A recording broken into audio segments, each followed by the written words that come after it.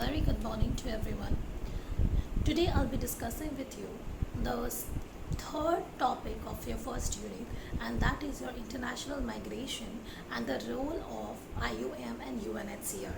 That is the role of the two very important institutions or organization, that is International Organization of Migration and United Nations High Commissioner for Refugees. So before going through the role of these two organizations, I would like to ponder over the meaning of international law once again. That is this is international law is all about the relations between the nation states, among the nation states. And there are various sources of international law, just as like the treaties or conventions, international customary law, general principles of law recognized by civilized nations, judicial decisions and doctrines, so as provided under article 38 of ICJ, you can see. So there are different branches of international law, just as the air law and space law, law of the sea, international environmental law, international criminal law, the law of armed conflicts, that is humanitarian law, refugee law, human rights law, international trade law, intellectual property law, and international migration law too. So you see, like international migration law being it's also a subset of public international law. And already while we are studying the evolution, what is the meaning of it, we know that we have already found out that there is no universal definition of international migration law. Moreover, you cannot trace back its origin exactly to the point that from this point the international migration law has started, but it is a process where the international migration law is being evolving, and it is still evolving at present, and it is developing over the time. And as you know that it doesn't have a single legal framework, it has been complied from different branches of international law, just as the labor law, the consular and maritime law, international humanitarian law, and this applied to various issues of relating to migration. And different instruments and conventions also apply depending upon the context with it.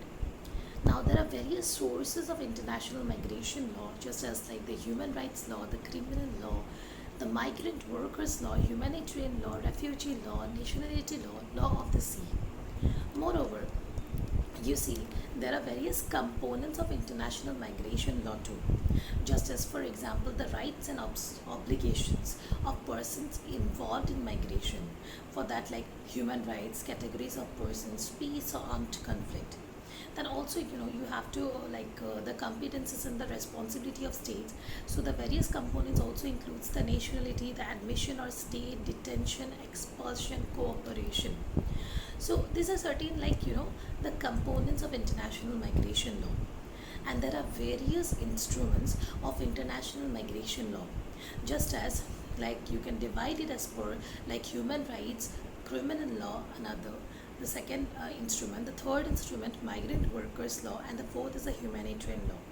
Under the category of human rights law, you have got the various instruments such as the UDHR, which deals with the Universal Declaration of Human Rights. Then you have got uh, ICCPR, which deals with the International Convention on Civil and Political Rights, ICESCR, which deals with the International Convention on Economic, Social, Cultural Rights. Then you have got CRC, that is Convention on the Rights of the Child, CEDAW, Convention on Elimination of Discrimination Against Women. So these are various instruments under the category of human rights, the first category. The second very instrument is your criminal law, where you have got convention against different transnational crimes, just as as you have studied under the international criminal law, as there are different transnational crimes relating to drug trafficking, illegal trade, wildlife trade, organ trafficking, human trafficking. So under the criminal law category, you have got the convention against the transnational crimes. Then there is Palermo Protocol. There are various protocols also under the criminal law. The third category or the instrument of international migration law is the migrant workers law, because there are various issues relating to the labor migrants. So you have got the International Labour Organization instrument, and various labor conventions also you have. And the fourth category or the instrument of international migration law is the humanitarian law. Like for example, the Geneva Conventions falls under this very category. Moreover, you see the other various instruments of international migration law is a refugee law. As I have already told you that for the refugees you have got the 1951 Refugee Convention, which is very important and which is directly related with it with the status of the refugees. So 1951 Convention, then you have got 1967 Protocol on the refugees. So these are certain important instruments falling under the category of instrument of international migration law. Moreover, nationality law is also another category or instrument of international migration law. Under the nationality law, you have got the Convention on the Reduction of Statelessness and the Convention relating to the status of stateless persons. Then you have another category or instrument of international migration law, and that is your Convention on the Law of the Sea, the FAL Convention, the International Convention for the Safety of the Life of the Sea, life at sea. So these are certain various important instruments of international migration law which we have to which plays a very pivotal role and while we study the international migration law. Moreover, you see that this very international migration, as you know, it occurs when the people cross borders and stay in the host state for some minimum length of time, and you know there are various reasons why people migrate from one place to another. Apart from that, you know, there are various types, you can say there are types of migration. Already we have discussed that there may be permanent migration, there may be for a temporary period, there is temporary migration. So we can divide the migration into various types. So you see that relatively permanent movement of people across territorial boundaries is referred to as immigration and out migration, or immigration and emigration when the boundaries crossed are international. The place of immigration is called the receiver population and the place of emigration is called the sender population.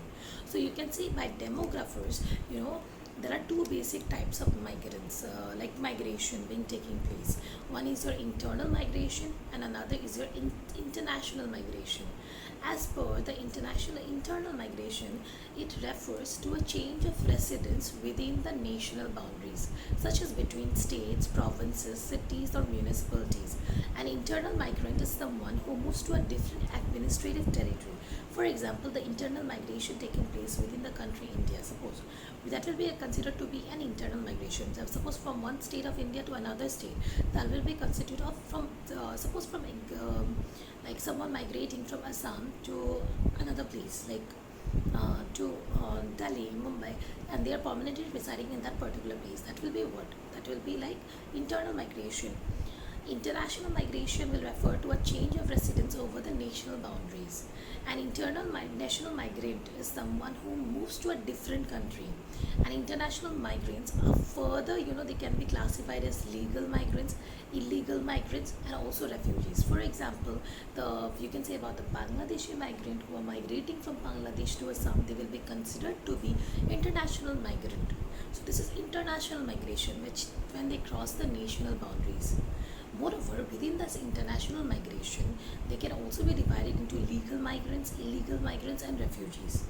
Legal migrants are those people who moved with the legal permission of the receiver nation.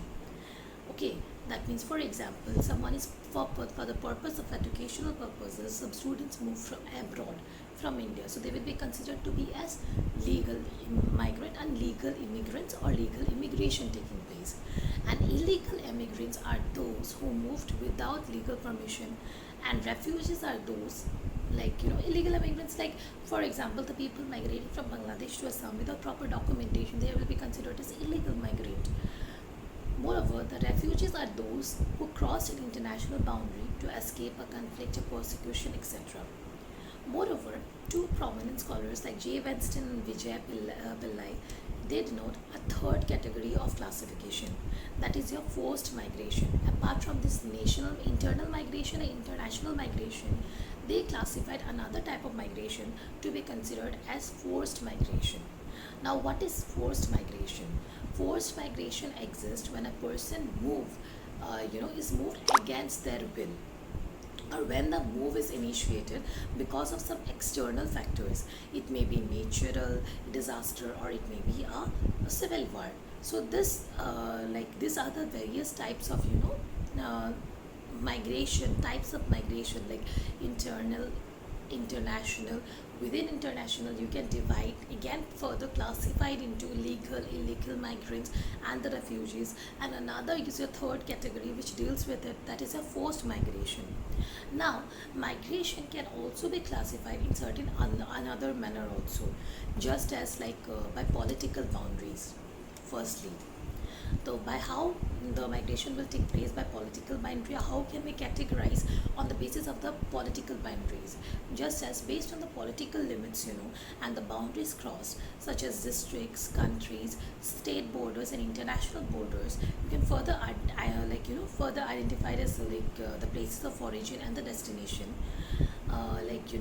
By political boundaries you can divide it on the basis of internal and international migration, as I have already discussed with you. The next is your by movement patterns, based on classifying people according to the social status also, travel points and periodicity. You can divide into step migration, that is migration initiating from a small settlement and moving to a larger one in the urban hierarchy over the years. So that is your step migration.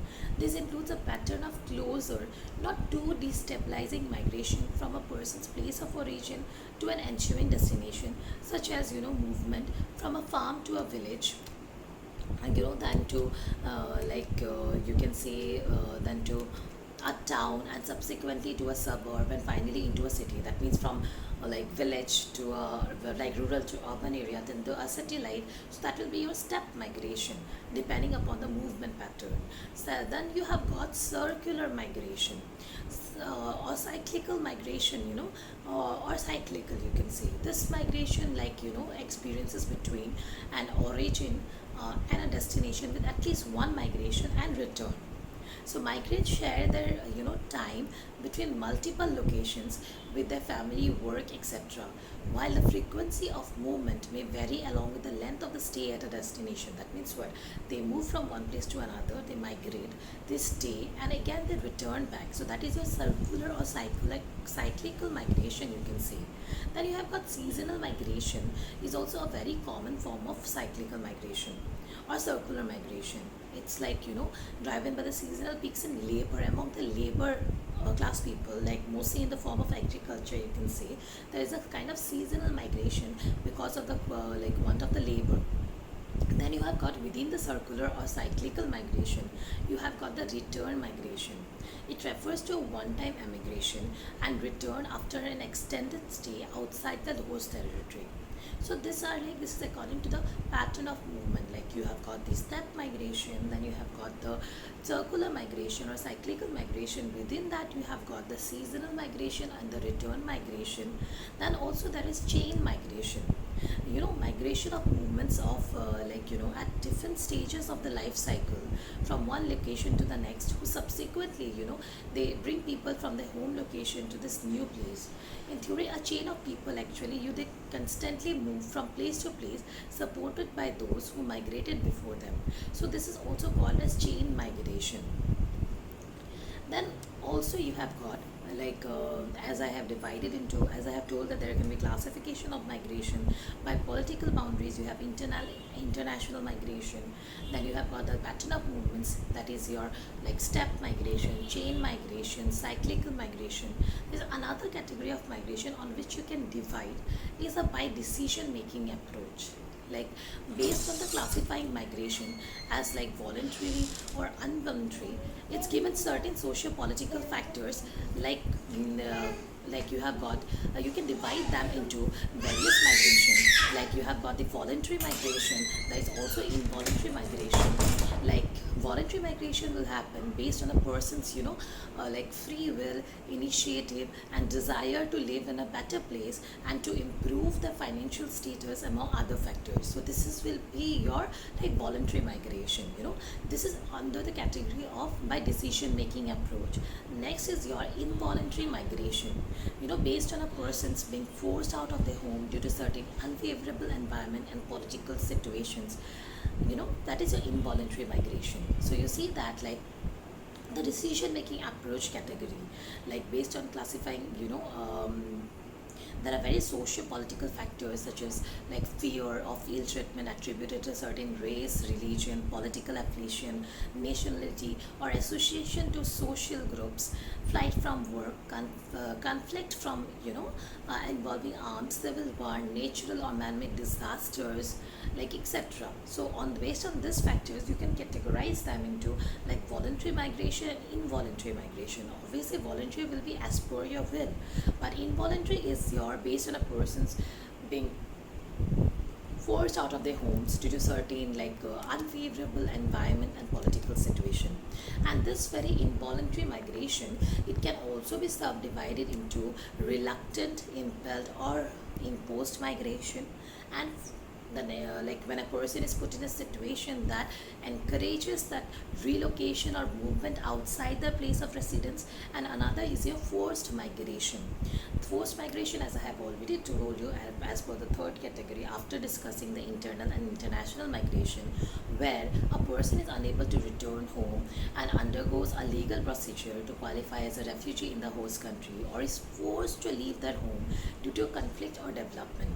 So that will be amounting to your forced migration. So that these are the various, classification of, or the types of migration which had occurred, which had taken place. Now you see, like, there are a lot of issues being faced by the migrants today, and there are various measures how we can solve them, like in the in the management of the global migration. The world is clinging now to outdated infrastructures and the patterns of mobility. So like in the management of global migration, we are clinging to very outdated infrastructure and patterns of mobility. Like we operate reactively instead of planning for the future. So there are various issues which the migrants are facing now, and there are various remedies which are being given time to time to deal with this migration issue. Moreover, you see, there are certain data which provided the how rapidly the migration is taking place. As you see that, like, the population of the G20 group, G20 countries, like, which has now reached 4.7 billion, which has increased by more than 66 million between 2015 and 2017, with 7 million attributing to net migration. So these are certain statistics of, like, relating to the international migration taking place. Moreover, in 2017, around 65% of the 258 million international migrants worldwide, they resided in the G20, accounting for 3.5% of the G20 population. So about 40% of the international migrants in the G20, they came from 10 countries. So moreover, like, the main single G20 destination country of new migrants in 2017 was the United Nations. So United States. So around 2.5 million new permanent and temporary migrants. In the European Union, the total number of first permits granted to third country nation